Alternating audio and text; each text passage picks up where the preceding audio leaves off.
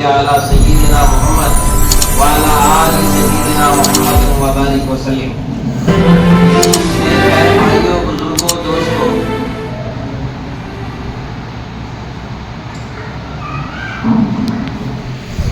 انسان کے اندر اللہ پاک نے یہ جذبہ رکھا ہے اور شوق رکھا ہے کہ وہ اچھی چیز کو دیکھ کر اسے خوشی محسوس کرتا ہے، اچھا دیکھتا ہے تو اچھا محسوس کرتا ہے، اچھا اثر لیتا ہے، اچھا سنتا ہے تو اس کا بھی اس کے اثرات اچھے ہوتے ہیں،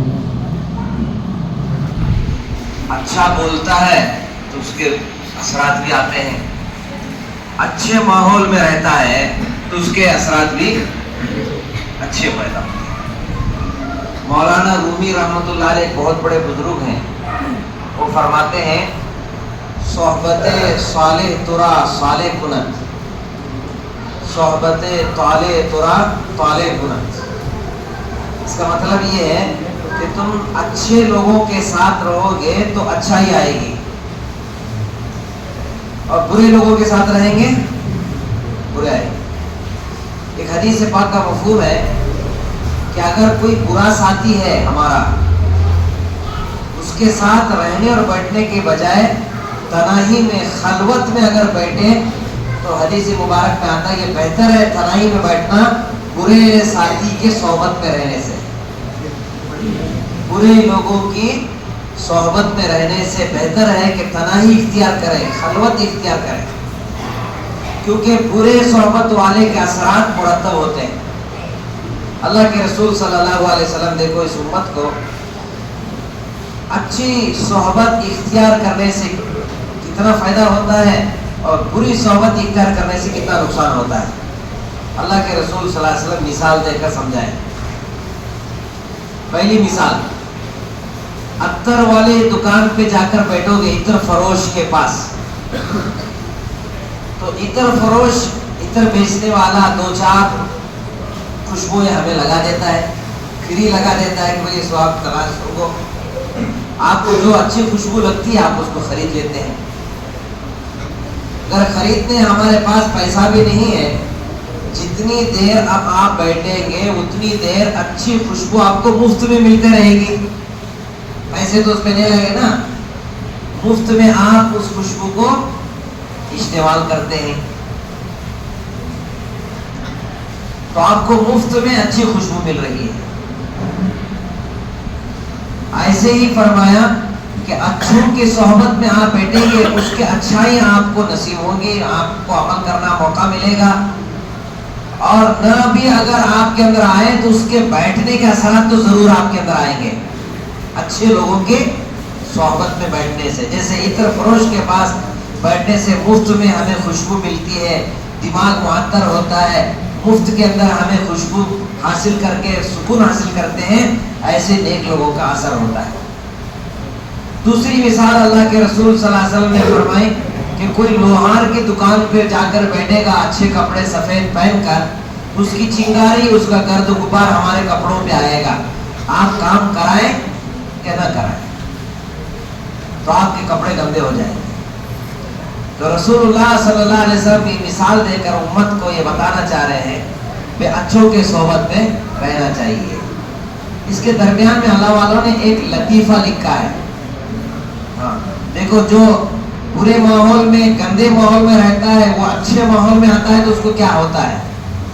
تو ایک لطیفہ لکھا ہے حضرت نے کہ ایک بندہ عطر فروش والوں کے محلے میں آ گیا، عطر فروش ہو کے محلے جا عطر بیچتے ہیں، عطر بنتا ہے اور عطر کے دکانیں ہیں، ان کے گھروں میں، ان کی دکانوں میں، اس محلے کے اندر عطر کا ہی کاروبار ہوتا ہے. اتفاق سے ایک بندہ عطر فروشوں کے محلے میں آ گیا اور آتے ہی بے ہوش ہو کر گر گیا. لوگ سمجھے کہ بندہ یہ بہت بیمار ہے، جسے مرگی کی بیماری ہے یا پیٹس کی بیماری ہے، تو لوگ اس کی ترکیب وقتی طور پر اختیار کرتے ہیں. کوئی ہاتھ رگڑتا ہے، کوئی پیر رگڑتا ہے، اور اس طریقے سے کوئی عمل ہوتا ہے تو لوگ سمجھے کہ اسے مرگی کی بیماری ہے، اسے پیٹس کی بیماری ہے. مگر اسی محلے میں سے ایک اور گزرا، اس نے دیکھا کہ بھئی یہ بندہ پڑا ہے लोग इसको घिस रहे हैं। तो वो कुछ नहीं किया, भाई थोड़ी देर रुको, मैं इसको बेदार करता हूँ, मेरे पास उसकी दवा है। वो अपना जूता निकाला और जहाँ बच्चे जो बैतुल खाला पेशाब पैखाना किए थे उस जूते को लगाया और उसके नाक को लाकर लगा दिया। ये फौरन बैठ गया। तो महल्ले वाले परेशान हुए, इत्र फरोश के महल्ले में हम इसके हाथ पैर रगड़ रहे हैं मगर ये बेहोश हो गया था। तो वो समझदार साथी था, उसने कहा भाई साहब ये असल में भंगी है, गंदे माहौल में रहता है, इसको इत्र फरोशों का महल्ला और इत्र वालों का असर इसे बर्दाश्त नहीं होता है। तो ये मिसाल है, जो नेकों के सोहबत में रहता है ना तो उसका असर उसे होता है, समझे। बुरों के सोहबत में रहे तो क्या होता है। एक वाक्य लिखा, अरबी की किताब है नफरतुल अरब, उसमें लिखा है कि एक मर्तबा शैतान एक बुजुर्ग के करीब से गुजर गया, कोई डिस्टर्ब नहीं किया। शैतान हो और डिस्टर्ब ना करे, ऐसा हो सकता है? ऐसा हो सकता है? तो वो बुजुर्ग बड़े ताज्जुब किए, दिल के कानों से सुनो इसे, बड़ा ताज्जुब किए कि भाई तू शैतान मरदूद मलून है, इतने दूर से क्यों जा रहा है। उसने कहा जनाब जितने तीरा मेरे थैली में थे सब इस्तेमाल किया हूँ, कोई है ही नहीं तुम्हारे पास इस्तेमाल करने की, मैं कहाँ आपके पास आऊँ। आपने नफ्स को तो पीछे डाल दिया है, सवाल ही नहीं है।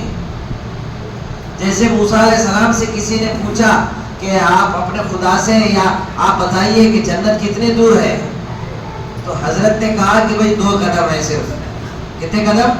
2 कदम। बोले 2 कदम में जन्नत? बोले 2 कदम क्या, 1 कदम तेरे नफ्स पे रख, दूसरा कदम जन्नत में। सुभान अल्लाह, कितने कदम दूर है भाई जन्नत?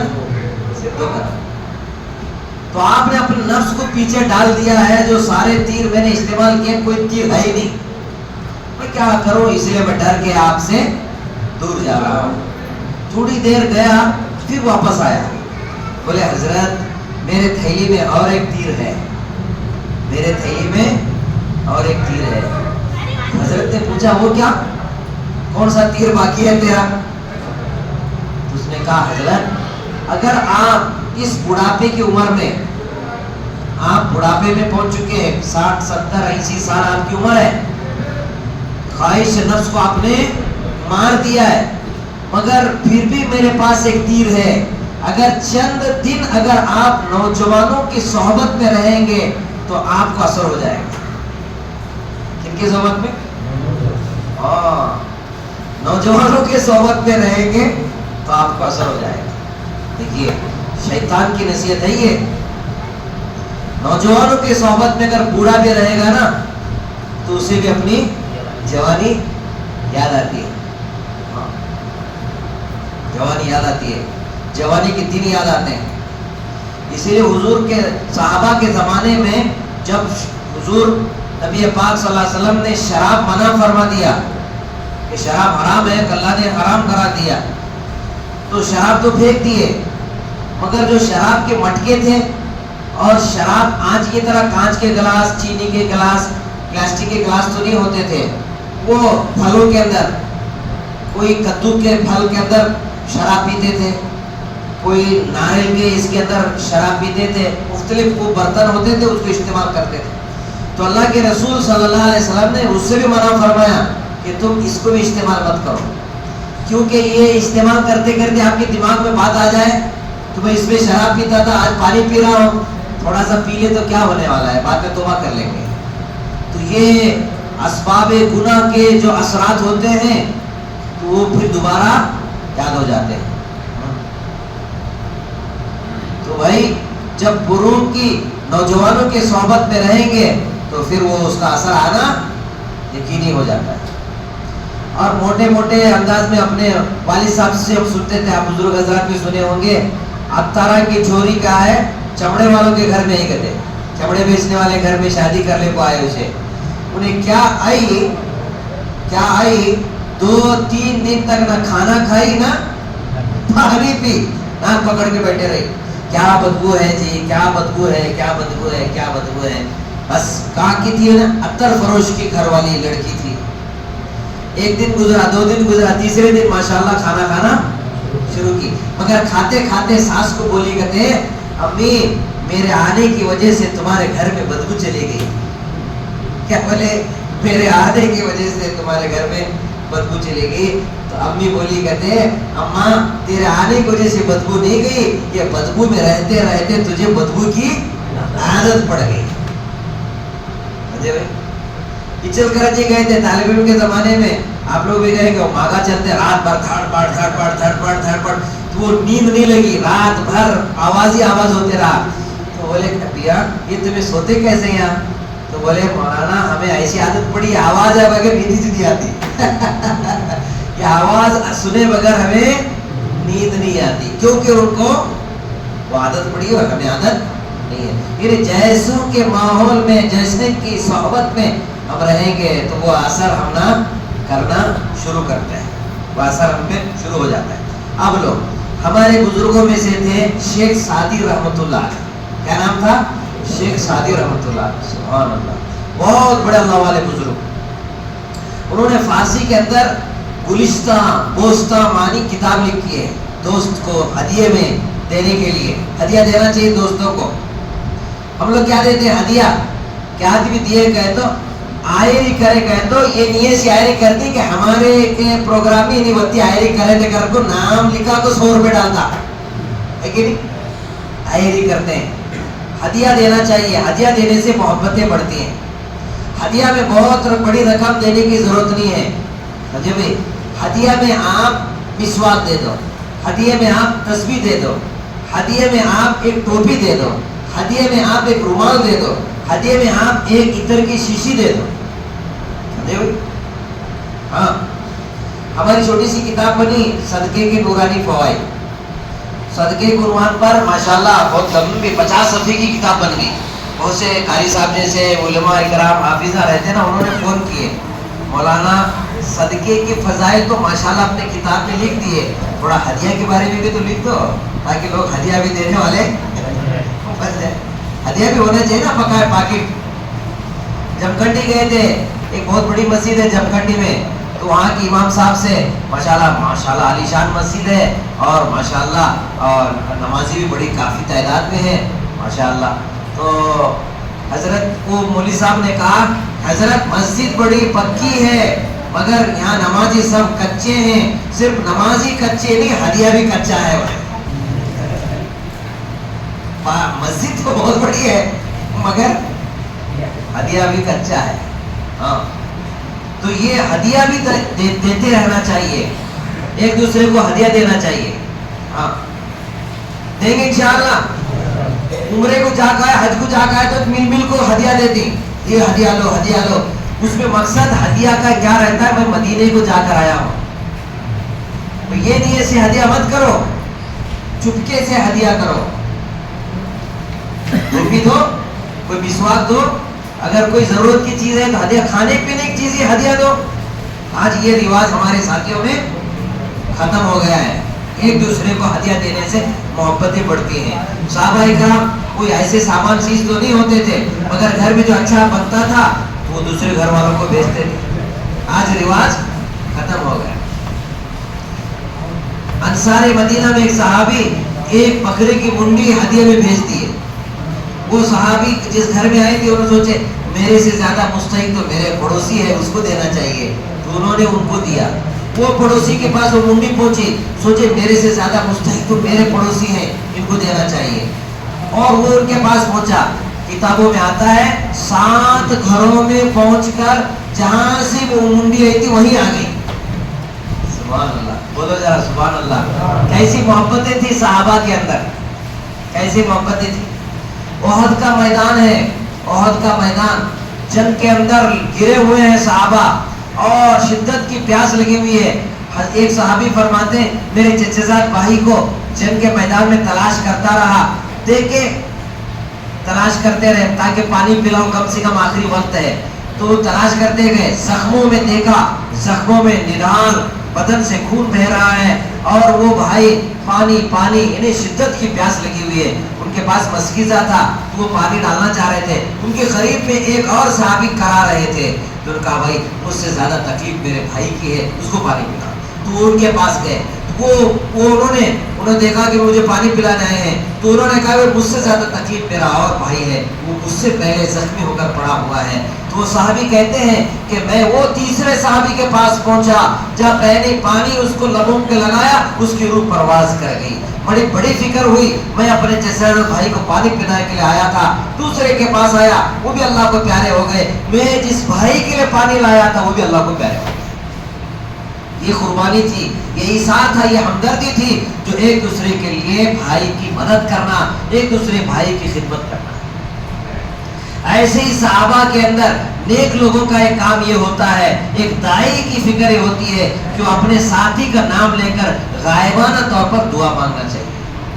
آج یہ عمل ہمارا ختم ہو گیا، غائبانہ طور پر ہم ساتھی کی تعریف کرنا چاہیے، ساتھی کی خوبیوں کو بیان کرنا چاہیے، ساتھی کے حق میں دعا مانگنا چاہیے، مانگیں گے انشاءاللہ۔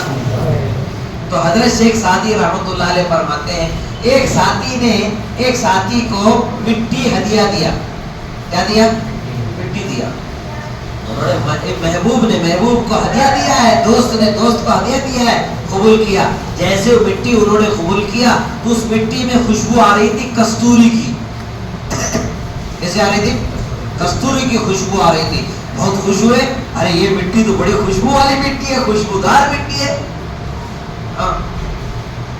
تو شیخ سعدی رحمۃ اللہ علیہ فرماتے ہیں کہ وہ جو ساتھی نے، جو محبوب نے جو مٹی لیا تھا، اس مٹی سے پوچھا ارے تو مٹی ہے مگر خوشبودار کیسی ہے؟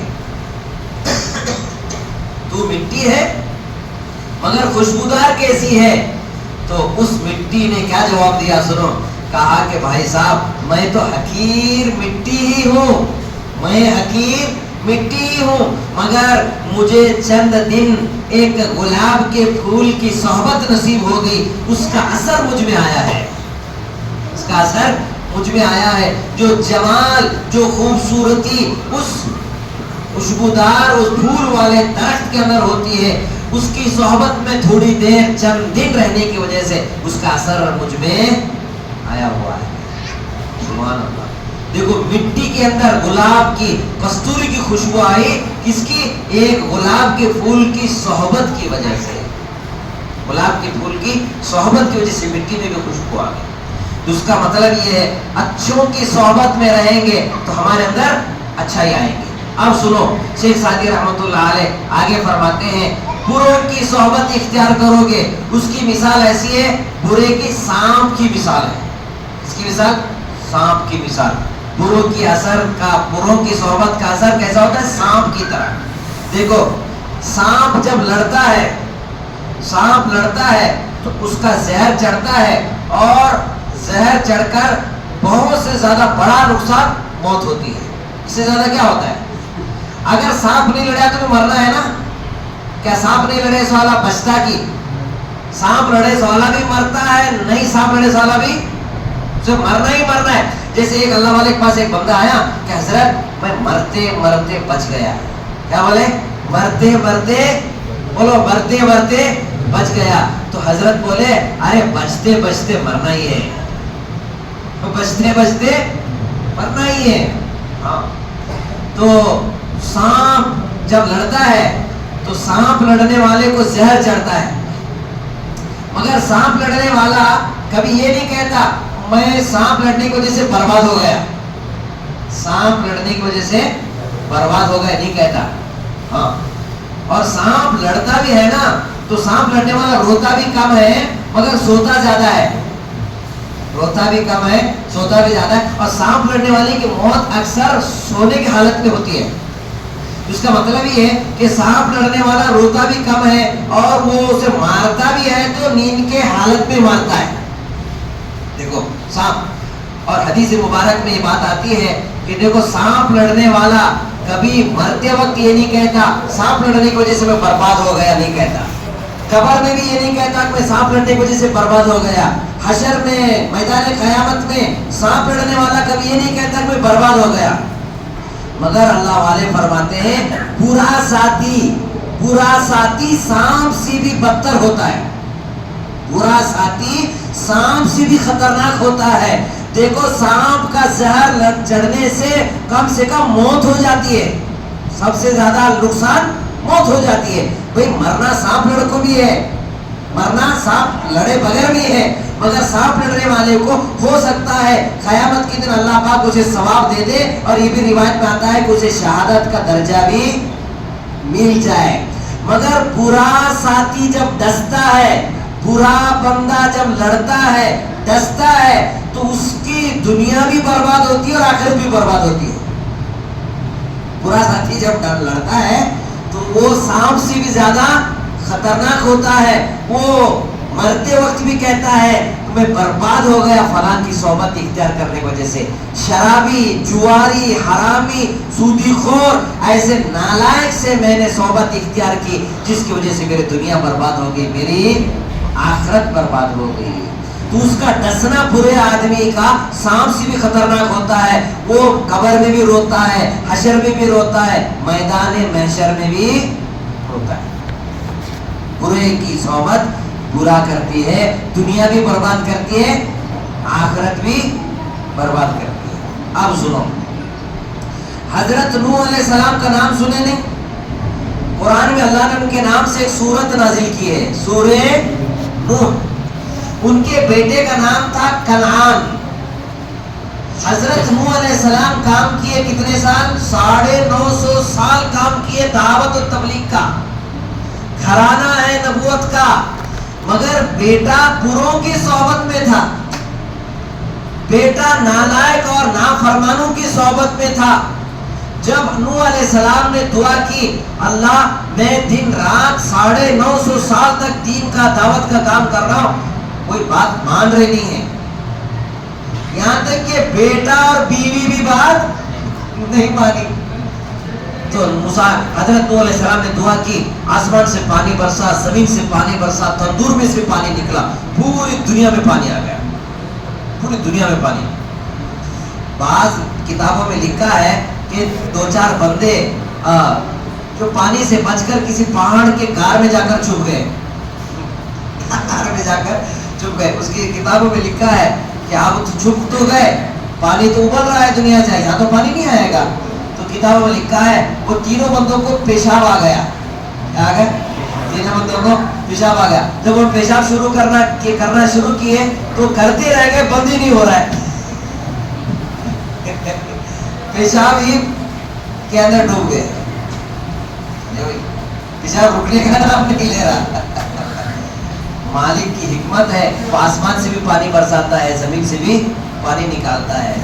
ہاں, وہ اللہ کا حکم ہے, بس کن فیکون ہو جا, پوری دنیا میں پانی آ گیا, سب ڈوب گئے. بیٹا سامنے تھا, کہا کہ بیٹے اب تو کوئی بچنے والا نہیں ہے سوائے میرے کشتی میں, میرے گھر میں پڑنے والا ہی بچے گا. بولے میں پہاڑ چڑھ جاؤں گا. پہاڑ چڑھنے کی کوشش کیا, پیر پھسلا, ڈوب کے مر گیا. کن کا بیٹا؟ قاضی صاحب کا, چودھری صاحب, شیخ صاحب, نواب صاحب, باغوان صاحب. کن کا بیٹا؟ نبی کا بیٹا. اور کتنے سال کام کیے؟ 950 سال. مگر بھائی بیٹا نبی کا تھا, مگر بیٹے میں صحبت بروں کی تھی. اچھا صحبت اس نے اختیار نہیں کیا, اپنے والد محترم کی بات نہیں سنا, اور دین ایمان اور آخرت کی فکر نہیں کیا, بروں کے ساتھ رہا, تو اس کا اثر برا ہو گیا. اللہ. ایسے ہی قرآن میں اللہ نے ایک واقعہ لکھا ہے, وہ واقعہ ہے واقعہ کہف. کیا ہے؟ سورۃ الکہف. اللہ نے ایک سورت نازل کی ہے, سورہ کہف. سب نیت کرو انشاءاللہ کہ ہم ہر جمعہ کو سورہ کہف پڑھیں گے. سنو, حدیث پاک میں آتا ہے, حدیث پاک میں آتا ہے جو بندہ جمعہ کے دن سورہ کہف پڑھتا ہے, آسمان سے ایک نور آتا ہے, اس کے پیشانی پہ لگ جاتا ہے. کس کے پیشانی پہ لگ جاتا ہے؟ وہ روشنی کے اندر وہ غلط کام سے بچتا ہے. دیکھو جیسے بیٹری روشنی ہوگی نا, گرنے سے, پڑنے سے, سانپ بچھو سے, حشرات الارض سے آدمی بچتا ہے کہ نہیں؟ روشنی سے بچتا ہے کہ نہیں بچتا؟ ویسے اللہ پاک اس نور سے اسے گناہ سے بچاتے ہیں, اس نور سے اسے گناہ سے بچاتے ہیں. تو ایک نور اس کے پیشانی میں جم جاتا ہے. اور سورہ کہف پڑھنے والا دجال کے فتنے سے بچتا ہے. اس کے فتنے سے؟ دجال کے فتنے سے بچتا ہے.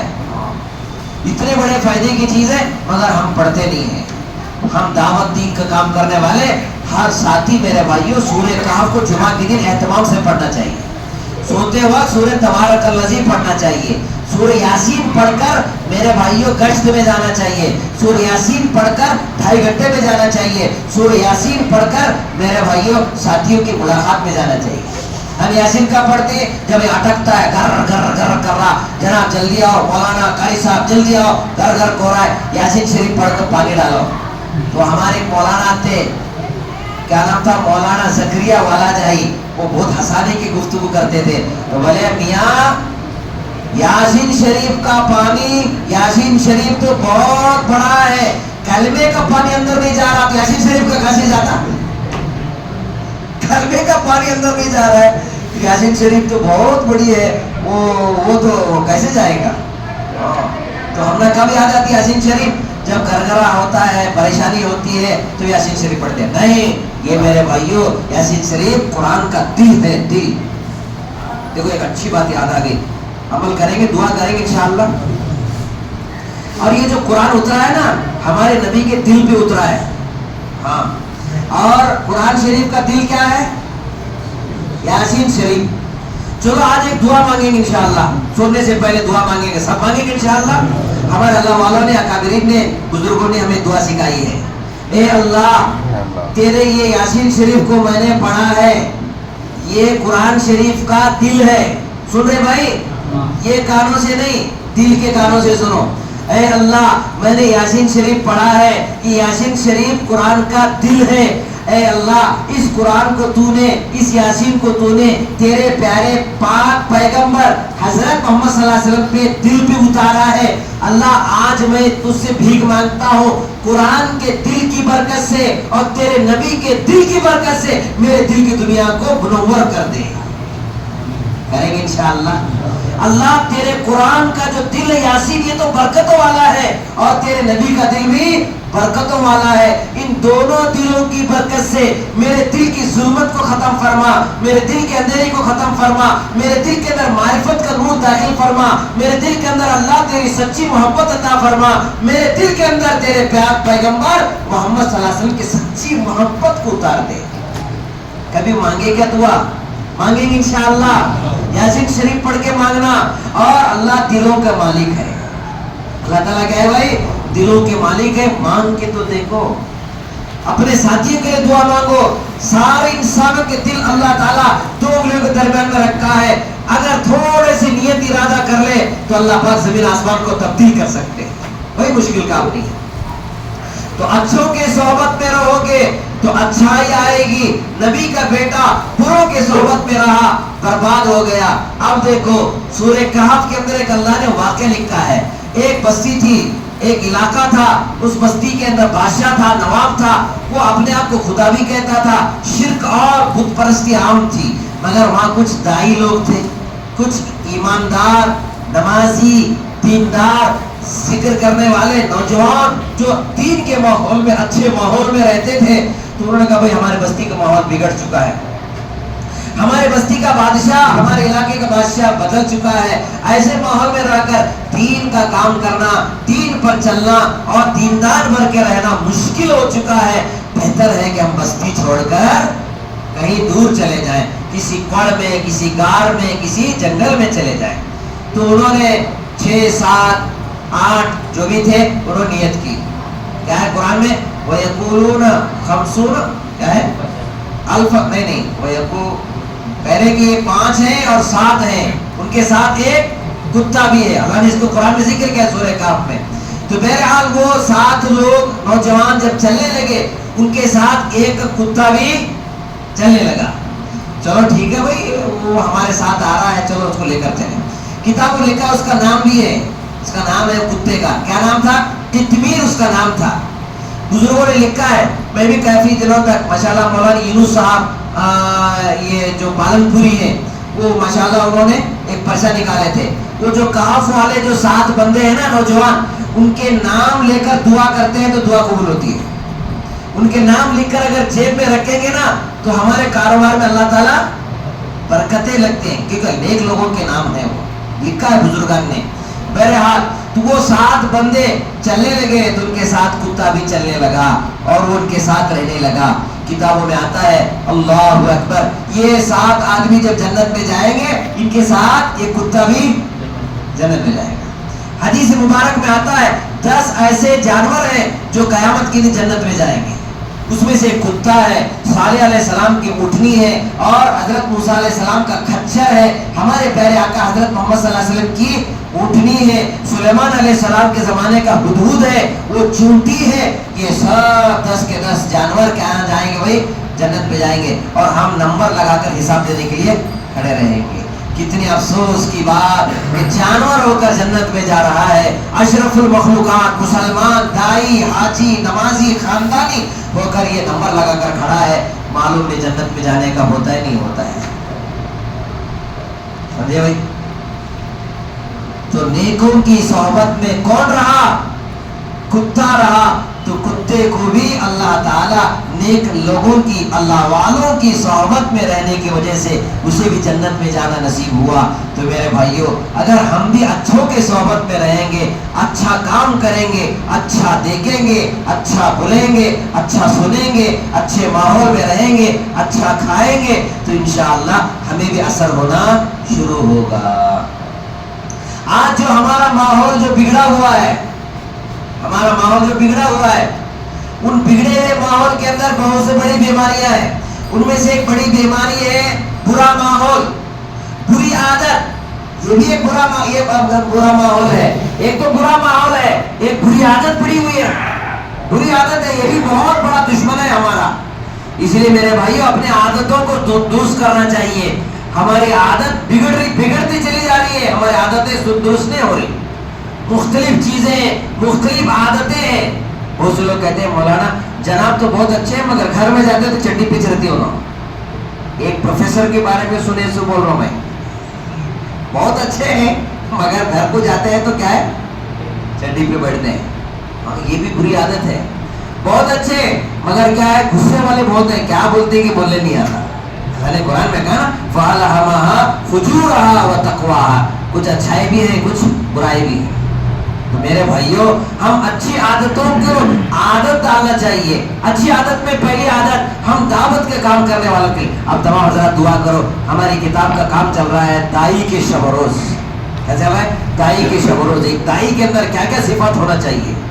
تو ہمارے اچھی عادتوں میں سے کہ ہم اپنے ساتھی کے قریب ہو، ہم ساتھی کی محبتیں لوٹنے والے ہوں، تو اس میں چند باتیں میرے بھائیوں ہونا چاہیے. سب سے پہلے سب عمل کرو، انشاءاللہ ہم ایک دوسرے کو دیکھ کر سلام کریں گے. کیسا سلام؟ السلام علیکم، السلام علیکم، جلدی مر جا، جلدی مر جا. ایسا سلام السلام علیکم رحمت اللہ وبرکاتہ. ہمارے موبائل پر کم سے کم 50 سے 100 فون تو ضرور ہمارے موبائل پہ آتے ہیں. کبھی تو کہو السلام علیکم رحمت اللہ وبرکاتہ. کہیں گے انشاءاللہ. باپ بیٹے کو سلام کرے، بیٹا باپ کو سلام کرے، بھائی بھائی کو سلام کرے، بیوی شوہر کو سلام کرے، شوہر بیوی کو سلام کرے، امام صاحب کو سلام کرے، امام صاحب دوسروں کو سلام کرے. ایک دوسرے کو سلام. صحابہ سلام کرنے میں اتنے پہل کرتے تھے. حدیث میں یہ بھی کتابوں میں لکھا ہے جو پہلے سلام کرتا ہے اللہ پاک جنت میں اس کے نام کا ایک محل بناتا ہے، جنت میں ایک محل بناتا ہے. تو حضرت علی رضی اللہ تعالیٰ عنہ کی عادت تھی ہمیشہ پہلے سلام کرتے تھے. حضرت ابوبکر صدیق رضی اللہ تعالیٰ عنہ حضرت علی سے 30 سال کے بڑے تھے. کہتے 30 سال کے بڑے تھے مگر ہمیشہ حضرت علی رضی اللہ تعالیٰ عنہ حضرت سیدنا ابوبکر صدیق کو پہلے سلام کرتے تھے. ایک دن ایسا ہوا کہ حضرت علی سلام نہیں کیے بلکہ ان سے پہلے حضرت ابوبکر صدیق سلام کیے. دیکھو دائی کے اندر جو صفات ہوتے ہیں نا وہ آپس میں مذاکرے کے ہوتے ہیں. یہ جو دعوت کا کام ہے نا بھائی، یہ دعوت کا کام خوبیوں کے لین دین کا کاروبار ہے.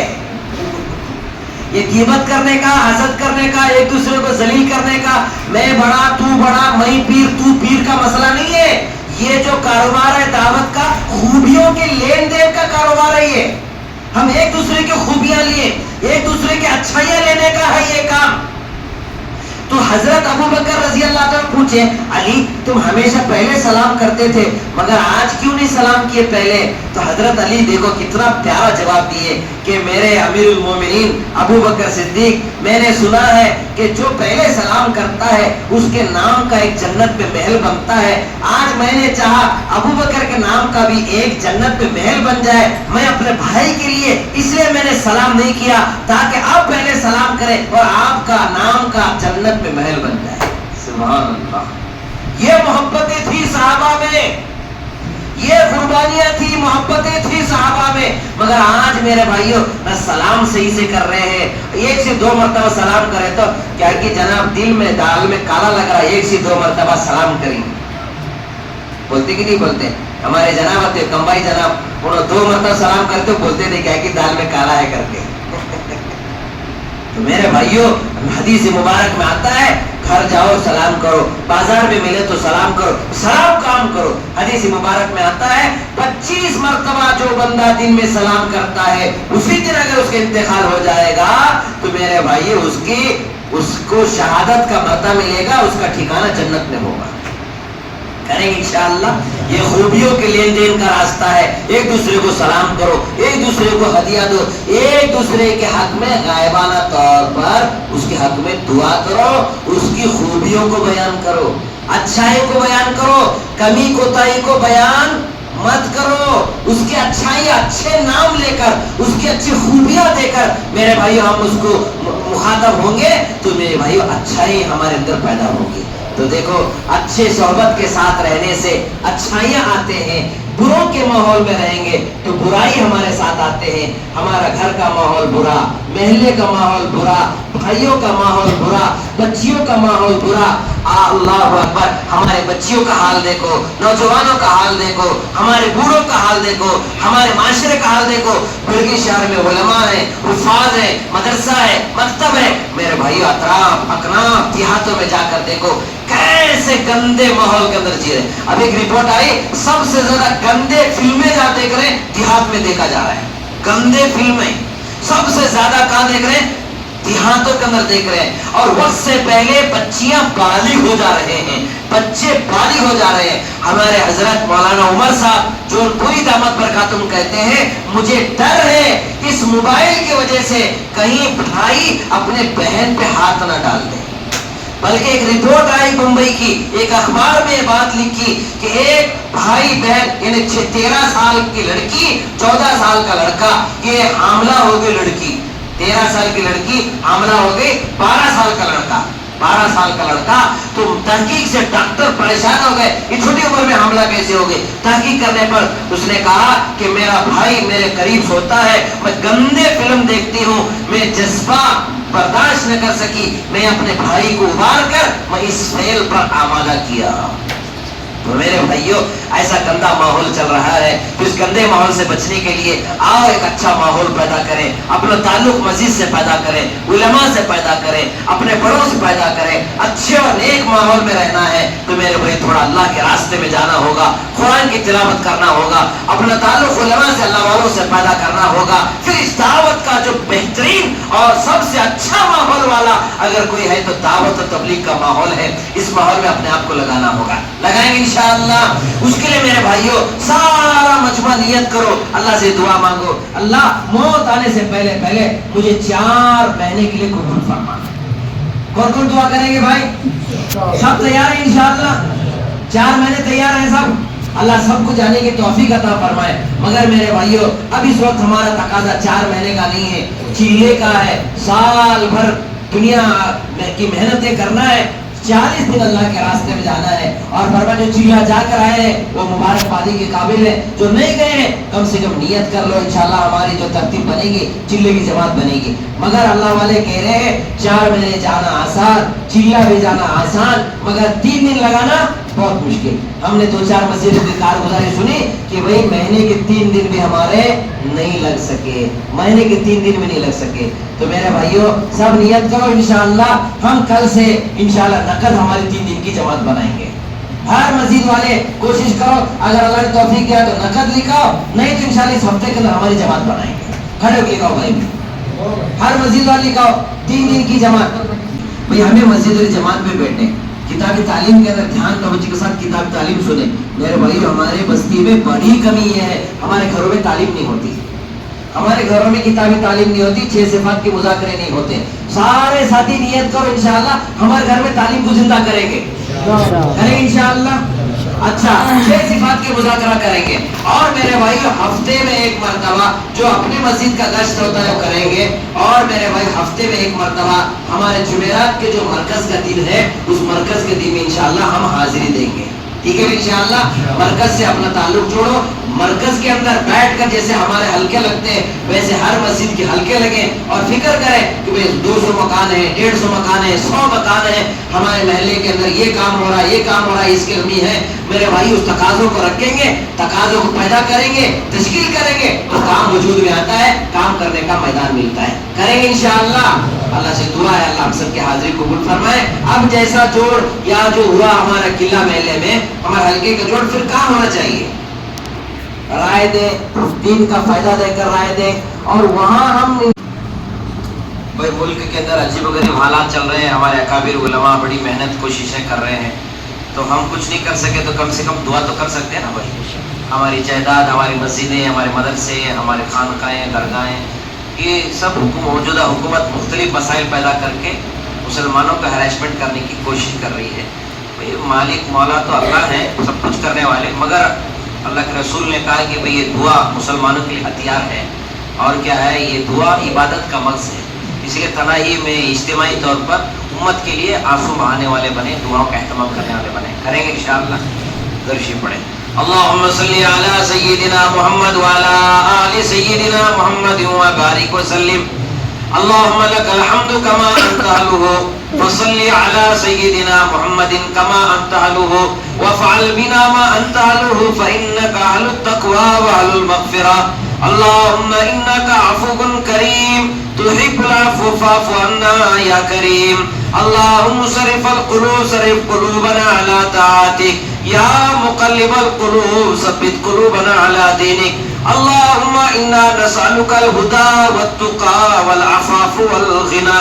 اللهم إنا نسألك إيمانا كاملا ويقينا صادقا ورزقا واسعا وقلبا خاشعا ولسانا ذاكرا وتوبة نصوحا وتوبة قبل الموت وراحة مغفرة بعد الموت والعفو عند الحساب والفوز بالجنة والنجاة من النار برحمتك يا عزيز يا غفار يا حنان يا منان يا بديع السماوات والأرض. ربي زدني علما والحقني بالصالحين. يا فاطر السماوات والأرض أنت ولي في الدنيا والآخرة توفني مسلما والحقني بالصالحين. لا إله إلا أنت سبحانك إني كنت من الظالمين. اللہ ہم عاجز گنہگار کمزور بندے تیرے دربار میں ہاتھ اٹھائے ہیں. اللہ ہمارے حاضری کو قبول فرما، ہمارے جوڑ کو بے انتہا قبول فرما، ہمارے عزائم ارادوں کو قبول فرما. تیرے راستے میں نکلنا ہم سب کو آسان فرما. تیری سچی محبت نصیب فرما. اللہ تیرا قرب نصیب فرما، تیری معرفت نصیب فرما. سچوں کے اور اچھوں کی صحبت میں رہنے کی توفیق عطا فرما. اللہ ہمارا ظاہر بھی بنا دیجئے، ہمارا باطن بھی بنا دیجئے. اللہ ظاہر تو ہم سنوارے ہیں، اللہ باطن گندگی کے اندر لت پت ہے. اللہ ظاہر میں یقیناً ہماری ٹوپی سفید ہے، داڑھی سفید ہے، کپڑے سفید ہے، مالک دل اندر سے کالا ہو چکا ہے. اللہ ہمارے دل کی ظلمتوں کو ختم فرما، گندگی کو ختم فرما، محبت الفت پیدا فرما. تیری معرفت کا نور ڈال دیجئے، تیری سچی محبت ڈال دیجئے. تیرے نبی کے درد غم کا ایک قطرہ ہمارے دل میں ٹپکا دیجئے. اللہ کام کرتے کرتے مرنے اور مرتے مرتے تیرا دین کا دعوت کا کام کرنے کا ہم سب کو توفیق عطا فرما. اللہ تیرے توفیق تیری مدد کے بغیر ہم کچھ نہیں کر سکتے. ہمارے بیانات سے، ہماری کوششوں سے، ہمارے چلوں سے، ہمارے اجتماعات سے، ہمارے جوڑوں سے کچھ نہیں ہوتا. مالک کرنے دھرنے والی ذات تو تیری ہے. عدم سے وجود ملانے والا تو ہے، ذرے کو پہاڑ بنانے والا تو ہے. اللہ آسمان سے پانی برسانے والا تو ہے، بنجر زمین کو سرسبز و شاداب کرنے والا تو ہے، سب کچھ نہ ہونے پر سب کچھ کرنے والا تو ہے. اللہ جی ہدایت کے ہوا کو چلا دیجئے. ان بدنصیب آنکھوں سے اللہ چلے لگانے والے، 4 مہینے لگانے والے، اللہ تہجد اور دعا اور اشراق کا اہتمام کرنے والے آج گناہوں کے لت پت پڑے ہوئے ہیں، گناہوں کے اڈے میں اپنے اوقات گزار رہے ہیں. اللہ جی سب کو ہدایت عطا فرما دیجئے، ہمارے مساجد کو آباد فرما دیجئے، کام کرنے والے ساتھی کو الفت محبت نصیب فرما دیجئے، اللہ چھوڑ نصیب فرما دیجئے، نفرت عداوت دشمنی کو ختم فرما دیجئے، اللہ دین کا بول بڑا فرما دیجئے، کفر کا منہ کالا فرما دیجئے، وہ دن ہمیں مرنے سے پہلے دکھا دیجئے، ہر بچہ جوان بوڑھا شہری دیہاتی عالم جاہل سب تیرے نبی کی سنت و شریعت پہ چل رہے ہو، اللہ وہ دیکھ کر مرنے کا ہم سب کو توفیق عطا فرما، اللہ قرآن کی تلاوت کا شوق نصیب فرما، ذکر کرنے کی توفیق عطا فرما، شکر کرنے والا دل نصیب فرما، ماں باپ کی خدمت کی توفیق نصیب فرما، اللہ جو ماں باپ دنیا سے رخصت ہو چکے ہیں انہیں کروٹ کروٹ چین نصیب فرما، جنت الفردوس میں اعلیٰ مقام نصیب فرما، اللہ جی اس وقت پوری دنیا کے اندر سب سے زیادہ مسلمان پریشان ہے، مسلمانوں میں سب سے زیادہ پریشان دین دعوت و تبلیغ کا کام کرنے والے ساتھی ہیں، ان میں سب سے زیادہ پریشان علماء حفاظ ہیں، ان میں سب سے زیادہ پریشان مدارس کے علماء حفاظ ہیں، اے رب کریم تیری مدد تیری نصرت کے بغیر ہم کچھ نہیں کر سکتے، اللہ ہدایت کی ہوا چلا دیجئے، رحمت کے ہوائیں چلا دیجئے، برکت کے ہوائیں چلا دیجئے، امن سکون چین سلامتی کے دروازے کھول دیجئے، اس ملک بھارت کے رہنے والے ہر بھارتی ہر مسلمان کی جان مال عزت آبرو ایمان امان گھر بار مسجد مدرسہ خانقاہ درگاہ قبرستان سب کی حفاظت کے فیصلے فرما دیجئے، جن ظالم جن نافرمانوں کے دل میں اللہ جو ظالم دن دشمنان اسلام جو فتنے فساد اور ناپاک منصوبے بنائے ہوئے ہیں اللہ ان میں پھوٹ ڈال دیجئے، اللہ ان میں پھوٹ ڈال دیجئے، انہیں زمین دوز کر دیجئے، اللہ ان آنکھوں سے ان کو ذلیل ہوتا ہوا دکھا دیجئے، رب کریم جن بھائیوں نے دوستوں نے بہنوں نے عزیزوں نے ساتھیوں نے شاگردوں نے ہمیں دعا کے لیے کہا ہے لکھا ہے ہم سے بڑی امیدیں رکھتے ہیں، اللہ سب کے جائز تمنا کو پورا فرما، سب کی مشکلوں کا آسان فرما، سب کو دیر کے لیے دور کے لیے اللہ کے راستے میں جانے کی بھی توفیق عطا فرما، اللہ جی ہمیں دعا مانگنا بھی نہیں آتا ہے، جو کچھ مانگا ہے وہ بھی عطا فرما، مالک بہت کچھ مانگنے سے رہ گیا اللہ اسے بھی اپنے شاہد احسان اپنے کرم سے نبی پاک صلی اللہ علیہ وسلم کی برکتوں سے اللہ ہمارے مختصر دعاؤں کو قبول فرما منظور مقبول فرما، ربنا تقبل منا انك انت السميع العليم وتب علينا انك انت التواب الرحيم، صلى الله تعالى على خير خلقه محمد وآله وصحبه اجمعين برحمتك يا ارحم الراحمين.